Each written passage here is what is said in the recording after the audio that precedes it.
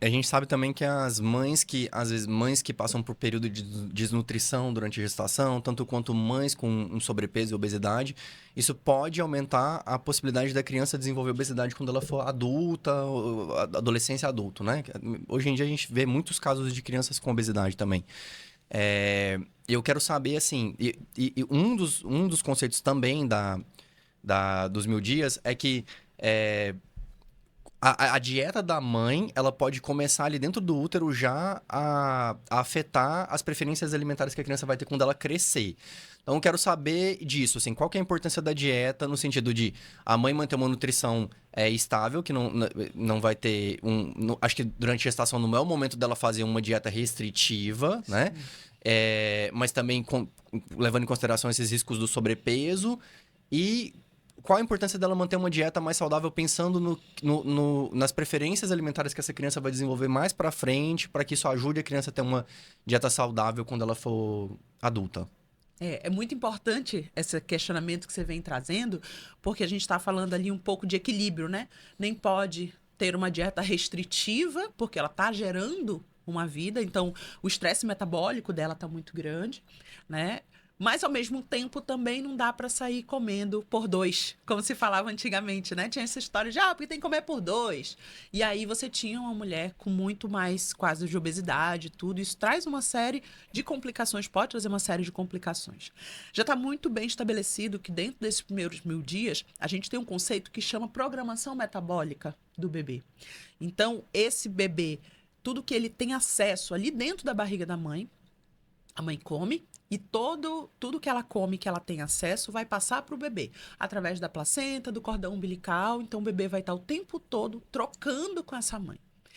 Já se comprovou também, por exemplo, que o líquido amniótico, que é aquele líquido que tem dentro da bolsa das águas, onde o bebê fica dentro, ele muda de sabor de acordo com a alimentação da mãe. E o bebê está o tempo todo eglutindo aquele líquido, então ele está o tempo todo tendo contato com aquilo. O tato, o paladar do bebê, ele já está desenvolvido nas primeiras semanas de vida. Então ele já tem esses receptores que ele está recebendo ali, de Então, tudo assim, isso. é verdade que a mãe, quando ela tem, assim, certas preferências, o bebê, então, também vai ter esse gosto, esse paladar parecido com o da mãe. Sim. Se ela gosta mais de vegetais, de uma comida mais equilibrada, ele também vai estar aderindo isso mais facilmente. E se ela gosta de sanduíche de batata frita, também isso pode acontecer, é assim? Com certeza. E assim, antigamente se achava que isso era cultural, né? Mas ela vai ser criada por essa mãe. Eu sempre pensei isso, que ela vai. Então, é claro que ela vai preferir a comida confortável para ela vai ser a comida do dia a dia da família. Mas tem muitos estudos de crianças que foram adotadas por outras famílias, famílias de outros países com uma cultura muito diferente e que elas mantêm algumas características, algumas preferências da família biológica. E no Então, assim, isso é caso da muito bebida legal, muito alcoólica e o interessante. cigarro, então, isso faz uma diferença, isso tem uma influência. Muito. Aí a gente tem duas questões. A mãe que fuma ou a mãe que bebe, bebida alcoólica de um modo geral e outras drogas também ilícitas aí. Infelizmente, a gente ainda tem essa realidade no nosso país, né? Isso é muito Infelizmente. comum.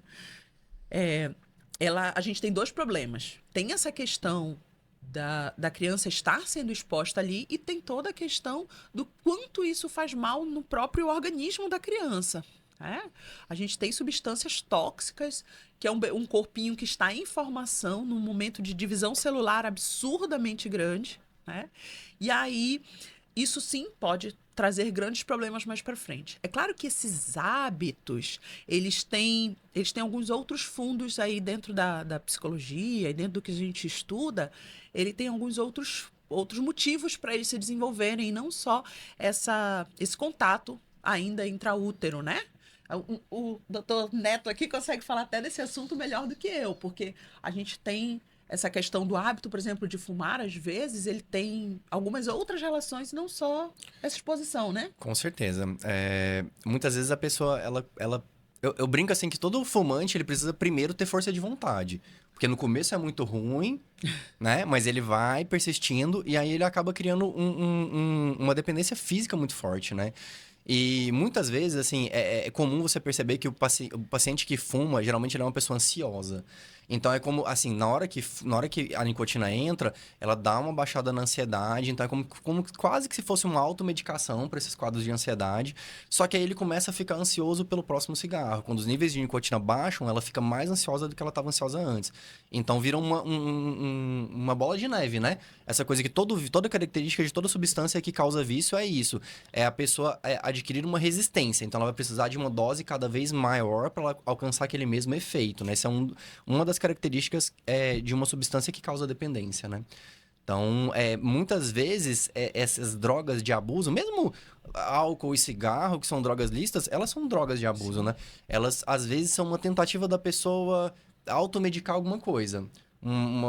Anestesiar uma tristeza que ela não tá querendo lidar, ou tratar uma ansiedade que ela não tá conseguindo lidar, né? Geralmente, essas drogas, elas funcionam como se fosse um analgésico, né? Para poder diminuir algum sintoma desagradável que a pessoa tá tendo.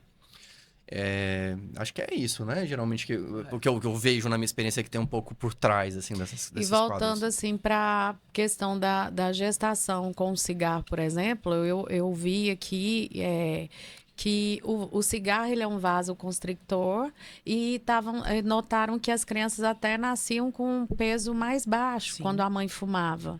O que você fala disso? Realmente acontece? Com certeza, e não só o cigarro. Todas as substâncias vasoconstritoras. Tem uma coisa, por exemplo, que é bem interessante, de um remédio que a gente usa muito, muitas pessoas usam, como descongestionante nasal, e que ele tem esse efeito vasoconstritor, né? O que acontece? Se eu faço uma constrição do vaso, eu diminuo o fluxo sanguíneo para ali. Se chega menos sangue para o meu útero, isso pode acontecer nas artérias uterinas, se chega menos sangue ali para o meu útero, o meu desenvolvimento do meu bebê vai ser menor. É uma característica que a gente chama de crescimento intraútero restrito. E isso vai afetar a vida do bebê de um modo geral. Se a gente parar para pensar, é tanta coisa que pode acontecer, né? Exatamente, meu Deus. E eu acho importante achei muito importante você falar dessa questão do nasal aí, porque as mães, normalmente, elas têm uma congestão, fica com o nariz congestionado quando elas estão gestantes. Eu não sei se é o Sim. seu caso, se mais pessoas sentem, mas eu lembro que eu fiquei muito com o nariz muito entupido e eu ficava quase que sufocada. E eu acho que isso aí é muito importante e relevante até falar aqui para as mães, cuidado com a automedicação Sim. nesse momento, né?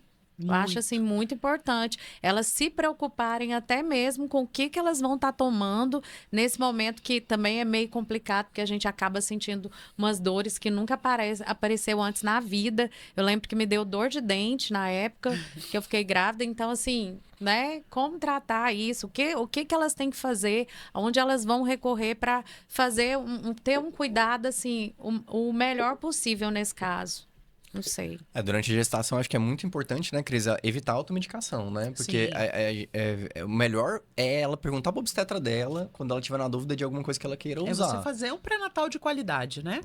Tanto a questão das suplementações, quanto dessa preparação para esse corpo, o que pode usar, o que não pode usar, o que pode complicar, o que não pode, tudo isso é para estar dentro do pré-natal. E a preparação para a chegada desse bebê. Porque a gente está falando aqui quando está gestante, a brincadeira vai começar quando ele nascer, né? O problemão vem junto ali. Então, a gente tem toda uma preparação, tem 9 meses. Se a gente descobrir no iniciozinho, tem 9 meses para se preparar para a chegada desse bebê. Exatamente. Mas acho que quando ele chega, a gente descobre que a gente não estava bem preparado nunca. Acho que a preparação acontece quando o negócio aparece, quando o bebê chega mesmo, assim. O show se faz ao vivo, né? O caminho se faz caminhando, né? Mas antes do bebê nascer, Cris, eu tô querendo que a gente fique agora, assim, um pouco mais profundos. Tem um ambiente físico, né? A criança tá sendo gerada ali, tem a placenta, tá levando oxigênio, o cordão umbilical tá levando oxigênio, nutriente, isso que a gente já falou que é importante. Mas o bebê também, ele tá sendo gerado, vamos dizer assim, emocionalmente, tem um ambiente emocional, né?